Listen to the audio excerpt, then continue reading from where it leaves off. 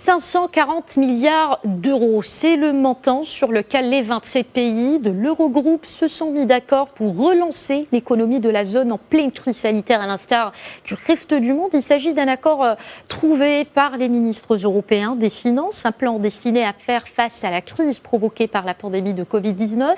On en parle tout de suite en direct avec notre correspondant à Bruxelles, Tarek Labi. Bonsoir. Bonsoir, Manel. Alors, Tarek, tout d'abord, que prévoit concrètement ce plan européen ? Alors, l'accord est articulé autour de 3 grands axes. Il y a tout d'abord le financement de l'activité partielle, le chômage partiel à hauteur de 100 milliards d'euros avec une garantie de 25 milliards de la part des États. Ensuite, un apport de 200 milliards de prêts aux entreprises de la part de la Banque européenne d'investissement. Et enfin, ce n'est pas l'Europe qui va garantir ces emprunts, mais les États à hauteur de 25 milliards d'euros.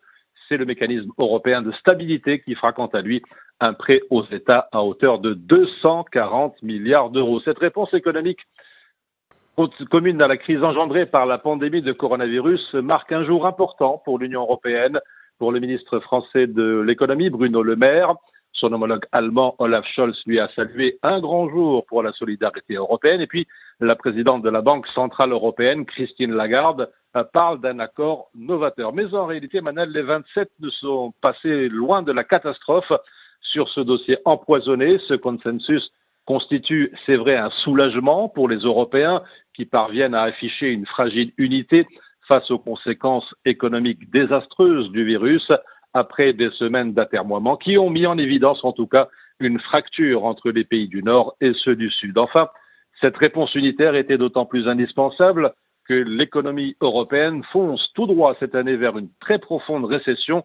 Le Fonds monétaire international a d'ailleurs estimé que le coronavirus pourrait engendrer au niveau mondial les pires conséquences économiques depuis la Grande Dépression de 1929. Tout à fait, Tarek, mais il y a aussi l'épineuse question des Corona Bonds destinés à soutenir l'économie à plus long terme après la crise. De quoi s'agit-il exactement ?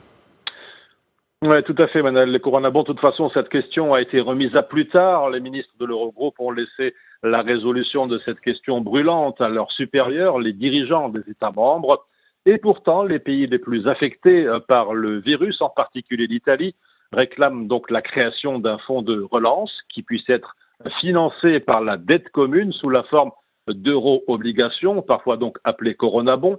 Or, la mutualisation des dettes constitue une ligne rouge pour Berlin et La Haye qui refusent de s'inscrire dans une démarche commune avec des États très endettés du Sud. Les États du Nord, Allemagne et Pays-Bas, se sont donc opposés farouchement à la proposition de 9 pays, la France et ceux du sud de l'Europe, d'émettre ces obligations Corona qui permettraient donc de mutualiser la dette entre Européens. Les pays les plus riches de l'Union, partisans de la rigueur budgétaire, sont traditionnellement opposés à ce type d'aide envers des États plutôt accusés de laxisme. Alors il est clair qu'on ne veut toujours pas mutualiser au niveau européen les dettes de différents États, dont on considère qu'ils sont incapables de gérer leurs finances publiques. En tout état de cause, Manel, pour ces pays du Sud, les problèmes ne disparaîtront pas quand la vie normale reprendra. L'Italie, par exemple, est très dépendante, on le sait, de son tourisme, à peu près 13% du PIB.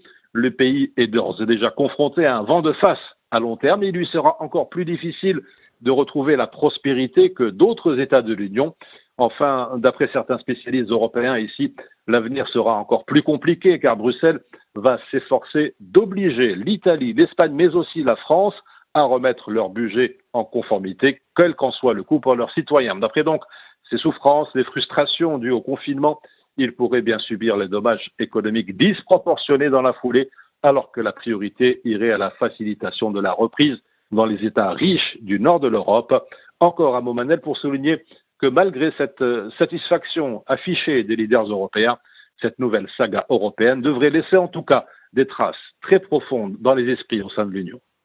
Certainement, Tarek Labi, merci beaucoup. Je rappelle que vous étiez avec nous en direct depuis Bruxelles.